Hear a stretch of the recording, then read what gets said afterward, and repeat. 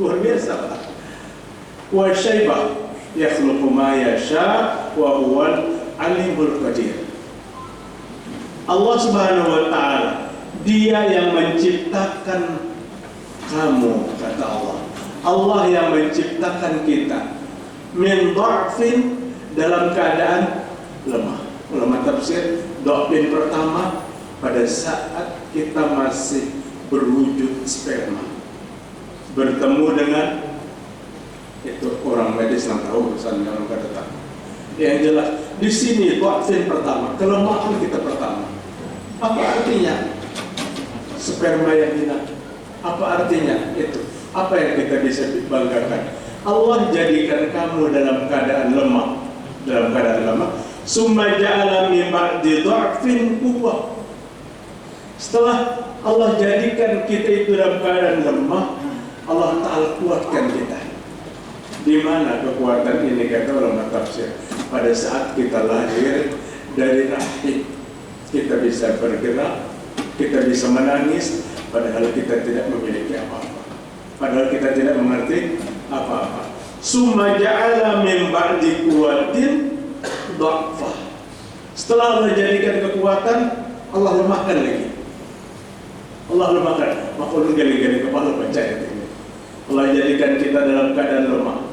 Setelah lemah Allah kuatkan. Setelah kuat Allah lemahkan. Di mana lemahnya? Hari ini terasa Pak. Nah, faktor di atas 60-an, jangan gara-gara kita ini serba lemah sudah. Berdiri, berpingput di dinding dulu hanya kawan berdiri. Bangun tengah malam itu sempoyongan tuh Pak. Nah, kecuali setelah ada pemanasan. Ini kelemahan mereka. Wa man nu'ammirhu nunakkisu fil khalqi afala ta'qilun, kata Allah Subhanahu wa taala. Siapa yang Allah panjangkan umurnya, nunakkisu fil khalq, Allah kembalikan seperti baru dijadikan. Umur makin panjang, kekuatan makin berkurang. Afala ta'qilun, apakah kita tidak mau berpikir tentang itu?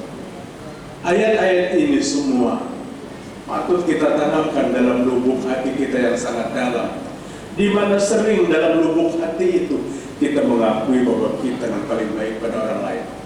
Sering dalam lubuk hati itu kita orang yang paling terhormat. Sering dalam lubuk hati itu kita yang paling kuat. Coba lihat di 45 ar-rum, Allah ciptakan kita dalam keadaan lemah. Setelah lemah dikuatkan, setelah kuat dilemahkan lagi. Setelah kuat dilemahkan lagi. Summa ja'ala min ba'di quwwatin dha'fa. Setelah Allah kuatkan, Allah lemahkan. Penutup ini wa syaibah, kata Allah. Wa syaibah, dan Allah tumbuhkan uban-uban di kepala. Artinya dari lemah kuat, lemah kedua itu menandakan ketuaan, dilengkapi dengan hilangnya atap sirap, berganti lawan atap mantap, ganti lawan atap saya. Sirapnya kada dijual lagi, kada hilang lagi, gantinya atap sirap.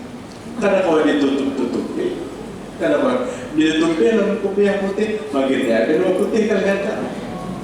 Digundul tumbuhnya putih pula, kada ganjar aja, omnang behuban juga kita kedataan. Nah, wasyaibah, Allah tumbuhkan uban. Waktu uban Nabi itu 1, 2, 3 di kepala dan di jenggot, sahabat Ansor berkata, laqad asra'a ilaika as-sayf. Ya Rasulullah, uban pian boleh bertambah. Ubanmu bertambah ya Rasul. Nabi jawab ini sahabat. Sahabat itu kenapa? Jadi sangat khawatir melihat uban Nabi bertambah. Dijelaskan pada ayat ini, wasyaibatan, tumbuhnya uban itu tanda proses sudah makin tua. Lemah, kuat, lemah, beruban. Coba bukan nanti Ar-Rum 45. Jadi tumbuh uban ini bukan umur anum. Sekalipun ada nang imbah lahir sudah bauban. Jadi nang bauban itu jangan terlalu takutan juga. Nang kada saling ubanan itu jangan terlalu pede. Oh kami terlambat. Ada belum tentu. Banyak nang irang rambut, tapi sudah innalillahi wa inna ilaihi raji'un. Tapi pada saat sahabat ini bertanya, laqad asra ilaika sayyid ya Rasul, ubanmu bertambah. Sahabat ini khawatir bahwa Nabi usianya bertambah tua. Satu saat akan berpisah bersama Rasul sallallahu alaihi wasallam. Tapi Nabi menjawab pertanyaan itu bukan seperti yang ada di dalam hati sahabatnya. Sahabatnya bertanya, uban Nabi bertambah, menandakan mereka akan lebih cepat berpisah dengan Rasul sallallahu alaihi wasallam. Itu yang ada di dalam hati sahabat. Tapi apa kata Nabi? Sayyibtani hudun wa akhwatuha. Tahukah engkau sahabatku, aku beruban nih karena menerima surahku dan seumpamanya.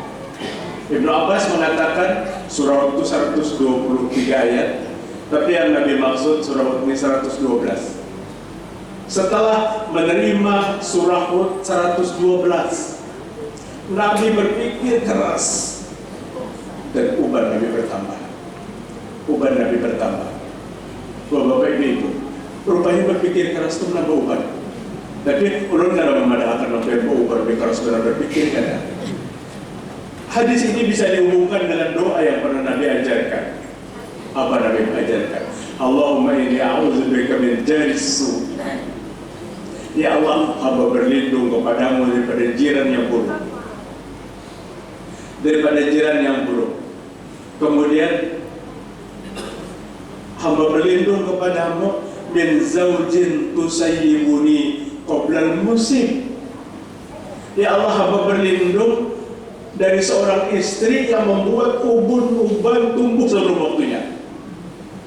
Paham lebih maksud hadis itu? Paham, pasti paham bertahan. Artinya, ya Allah, jangan jadikan istri hamba yang membuat uban hamba tumbuh sebelum waktunya. Ibu-ibu jangan tapi menyakitkan pikiran laki itu maksudnya. Apabila pernah yang berpikir lalu uban tumbuh, belum tentu. Ada nama uban dari ajal. Ada jodoh langka di kampung kita, uban itu karena apa? Karena restu, boleh juga karena restu, ditambah pikiran kurang banyak, ya tumbuh uban. Tapi Nabi sayyibtani hudun, aku beruban itu karena Hud, turunnya surat Hud 112. Ibnu Abbas berkata, la asyaddu wa la asyakku illa fi hadhil ayat, kata Ibnu Abbas. Tidak ada ayat yang Nabi terima 3.263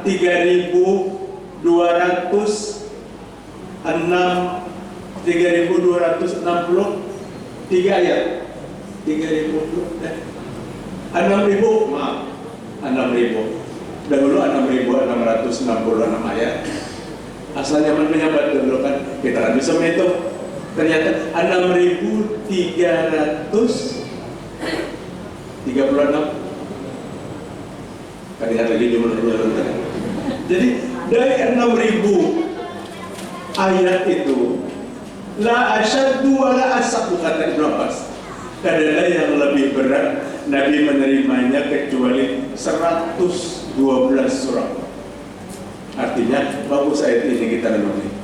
Tapi biar jangan buka Al-Quran sekarang, boleh kena ke rumah 112 surah.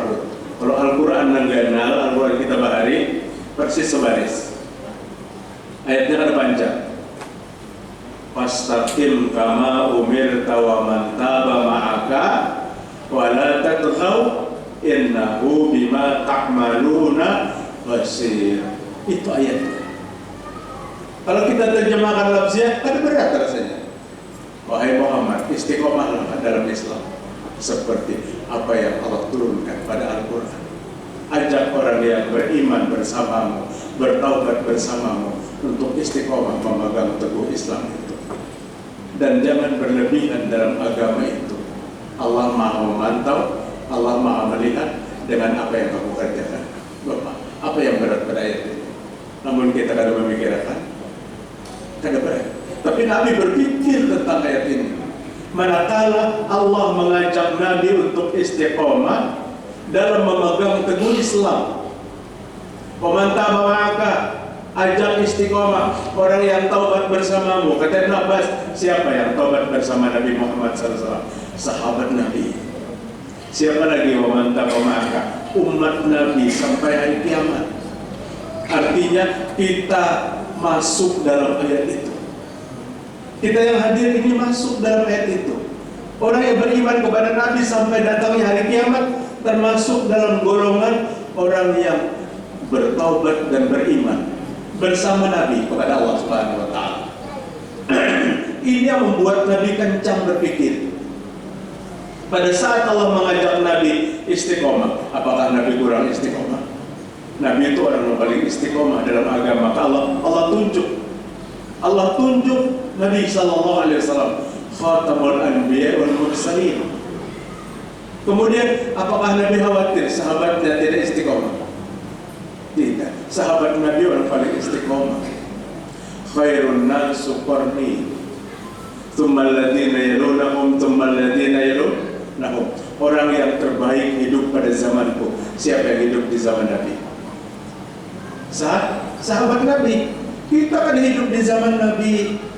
Sahabat yang hidup di zaman Nabi. Sekalipun kita kan hidup di zaman Nabi, Nabi sentil juga iman kita, bahwa iman kita ini bagus. Di mana Nabi menyentil tuba liman yaroni wa amana bi.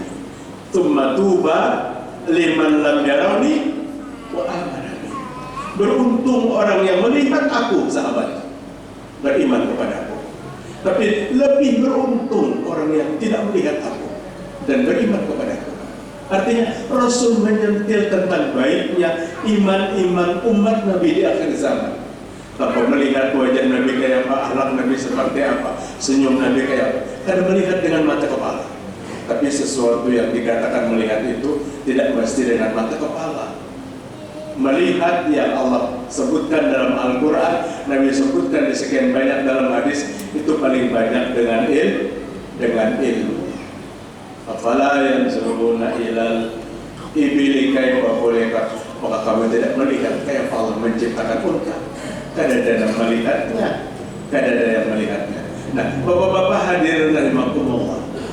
Maka manakala ayat itu menyuruh kepada Nabi untuk menjadikan sahabat Nabi, kemudian tabi'at tabi'in, ulama wal amilin, seterusnya sampai hari kiamat kelak, diajak untuk pastaqim, istiqomah dalam memegang teguh agama ini. Di sini Nabi berpikir keras. Nabi tidak berpikir tentang diri beliau. Nabi tidak berpikir tentang sahabat beliau, karena mereka adalah orang-orang yang istiqomah. Tapi berpikir Nabi setelah 3 zaman yang dijamin kebaikan oleh Nabi. 3 zaman itu zaman apa? Zaman sahabat, zaman tabi'in, dan zaman tabi'at tabi'in. Summal ladzina yalunahum, summal ladzina yalunahum. Zaman sahabat, zaman yang terbaik. Setelah sahabat yang terbaik, setelah sahabat yang terbaik. Nabi menyimpulkan 3 zaman ini yang terbaik. Setelah 3 zaman ini yang dipikirkan oleh Rasul, bagaimana nanti umat di tahun 1445 Hijriah memegang teguh Islam. Istiqomah tidak seperti Islam baru datang. Itu yang dikhawatirkan oleh Nabi Muhammad SAW. Kalau sahabat, ulun sering ceritakan di kajian-kajian kita, kada khawatir Nabi. Pada saat sahabat diperintahkan bersalawat saja, dengan turunnya 56 Al-Ahzab, innallaha wa malaikatahu yusalluna 'alan nabi. Sahabat bingung. Allah dan malaikat bersalawat kepada Nabi.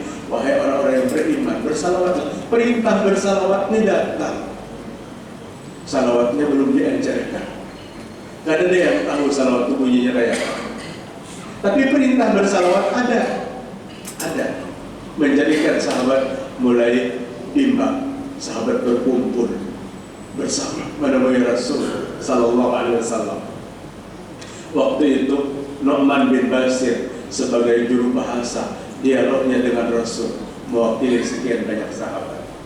Kata Nu'man, ya Rasul, kami diperintahkan bersalawat. Salawatnya belum tahu kami. Kaifa nusalli alaik? Kayak apa kami bersalawat kepadamu?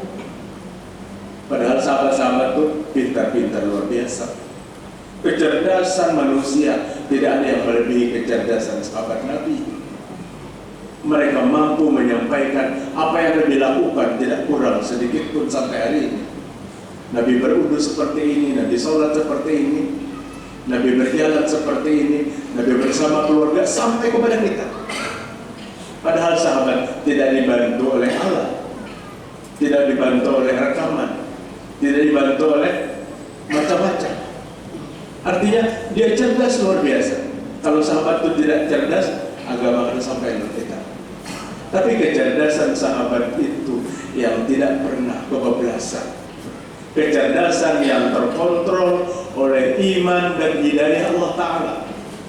Sehingga pada saat Allah perintahkan dia bersalawat, Umar tidak menulis salawat versinya, Abu Bakar tidak tulis salawat versinya, Abu Hurairah tidak tulis salawat versinya, siapa Ibnu Mas'ud yang ahli Al-Quran itu tidak tulis salawat versinya. Adalah kita bertemuan hari ini salawat bikinan Abdullah bin Mas'ud, salawat yang dibuat oleh Abu Bakar, salawat yang dibuat oleh Umar, Utsman dan Ali. Kadang nang beredar nilai olahan sahabat, karena dia takut mendahului, sehingga sahabat berkumpul bertemu. Kaifa nusalli alaika, kayak apa kami bersalawat lanbiat, wahai Rasul. Perintah salawat itu turun dan kami belum diajarkan salawatnya. Maka kata Luqman, Nabi menunduk dan cukup lama. Menunduk Nabi. Pada tangan Nabi menunduk, belum minum dulu nafsu.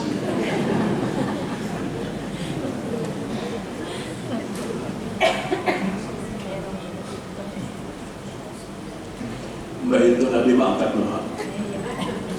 Nabi mengangkat muka. Nu'man bin Bashir sempat di dalam hatiku, kata Nu'man, jangan-jangan Nabi itu tidak berkenan dengan pertanyaan kami. Lawas pertanyaan itu baru dijawab. Jangan-jangan Rasul itu ada suka dengan pertanyaan itu.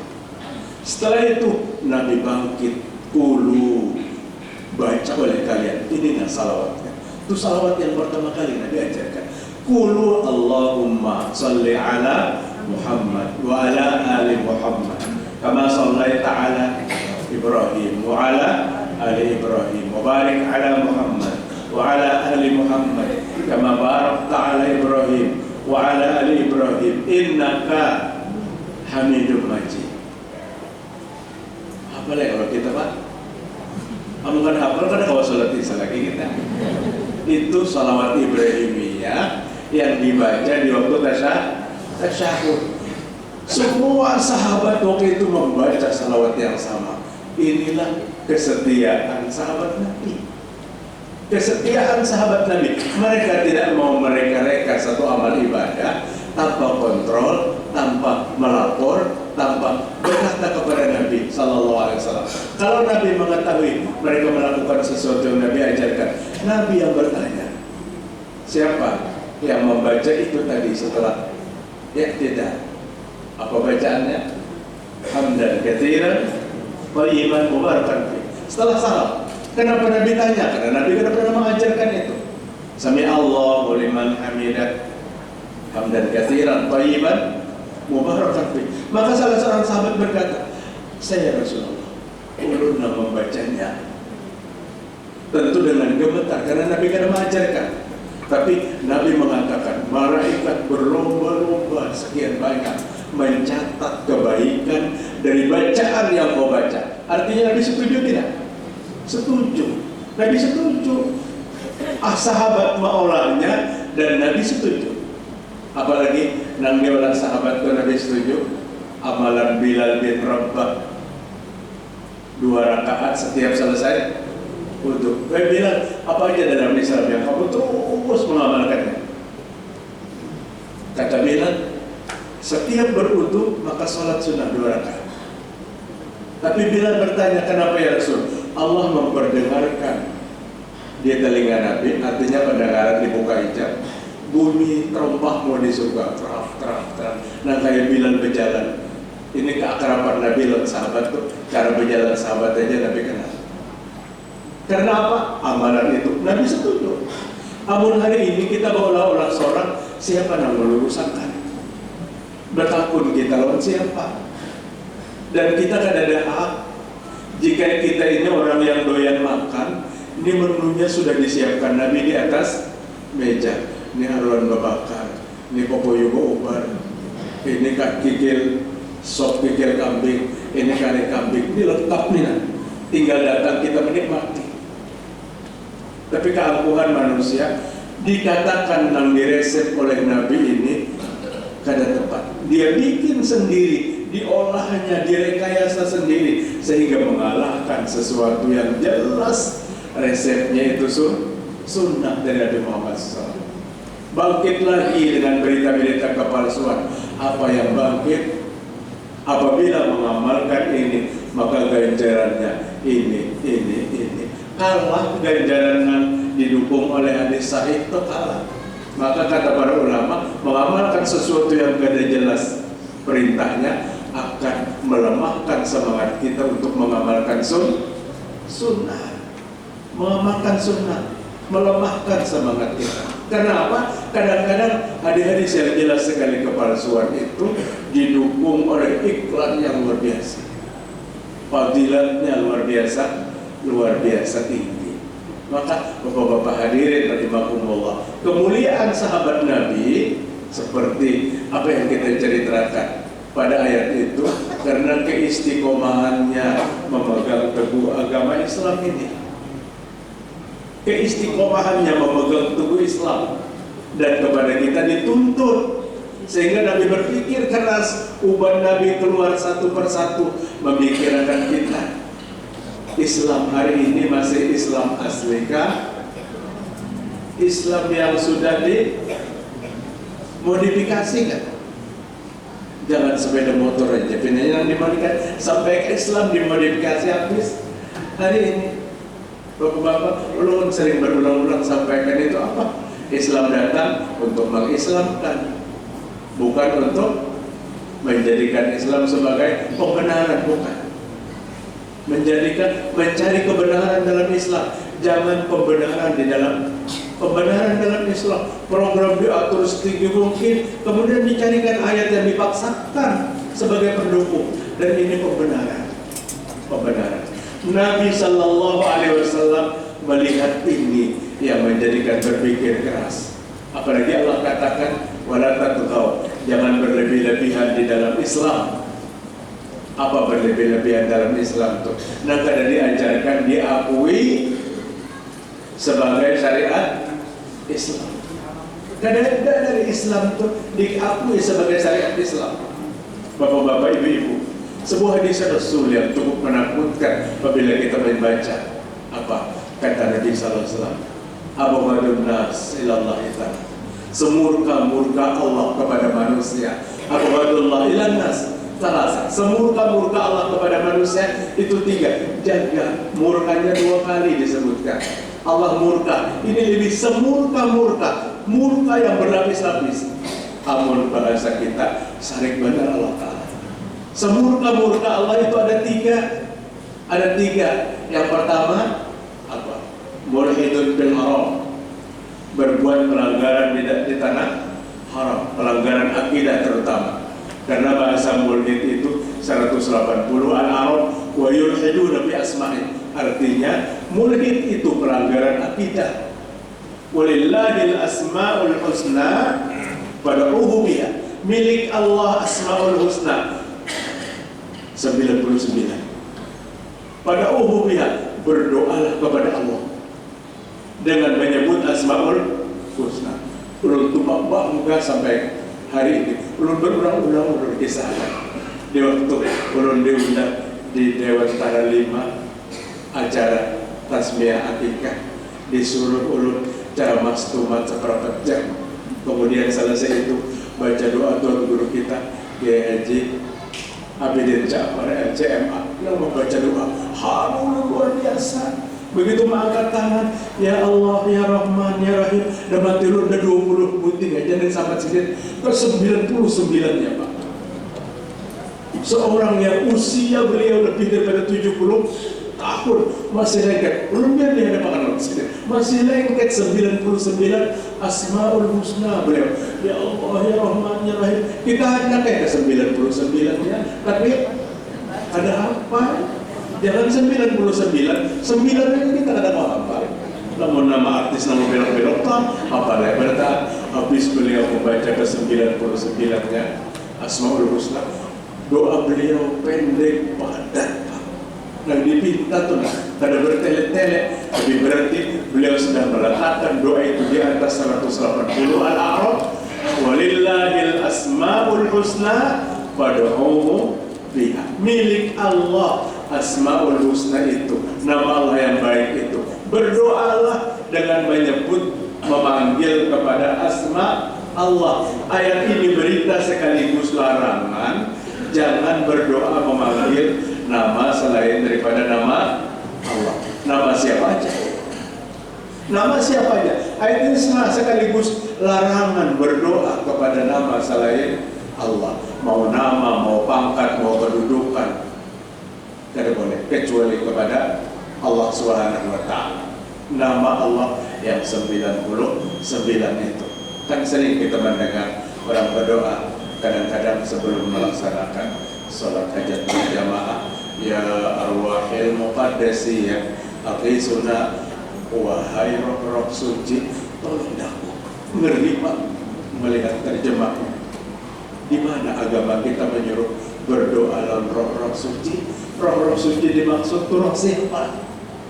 Roh siapa? Kembali kepada 180 al-a'raf, berdoa kepada Allah, sebut nama Allah, panggil ke 99-nya, asik mendengar urutannya satu persatu. Doanya kan panjang tapi padat, dan inilah ibadah. Bapak-bapak hadirin rahimakumullah, wala tatlaw, jangan berlebih-lebihan. Innahu bima ta'maluna basir. Allah Maha melihat dengan apa yang kamu kerjakan. Allah Maha memantau dengan apa yang kamu kerjakan. Bapak-bapak hadirin rahimakumullah. Dan itu bisa. Oh bisa. Ayo sedikit ya lagi, mohon tawaran sedikit. Nah kemudian pada saat kita lahir dalam keadaan lemah, dikuatakan, dilemahkan, dikuatakan, ditumbuhkan uban di kepala, syukur dan uban, tumbuhkan uban. Allah menyampaikan satu berita kepada kita, di mana Allah menitipkan amanah kepada kita. Inna aradna al-amanata 'ala as-samawati wal ardi wal jibali fa abaina an yahmilnaha wa ashfaqna minha wa hamalaha al-insan innahu kana zaluman jahula. Al-Ahzab 72 ayat penutup. Sesungguhnya Allah, kami telah menawarkan, kata Allah, kami telah menawarkan satu amanah kepada langit, tawarkan lagi amanah kepada langit, menolak. Kemudian tawarkan lagi amanah itu kepada bumi, bumi menolak. Tawarkan lagi amanah itu kepada gunung, gunung menolak. Langit, bumi, gunung, fa'abaina ayyahmilnaha, maka semua mereka enggan menerimanya karena beratnya amanah itu. Washfaqna minha wa hamalaha al-insan, kemudian amanah itu diterima oleh manusia. Amanah itu diterima oleh manusia, dan karena kelalaian, innahu kana zaluman jahula, sesungguhnya manusia itu adalah zalim dan jahil. Para ulama menyebutkan apa amanah itu.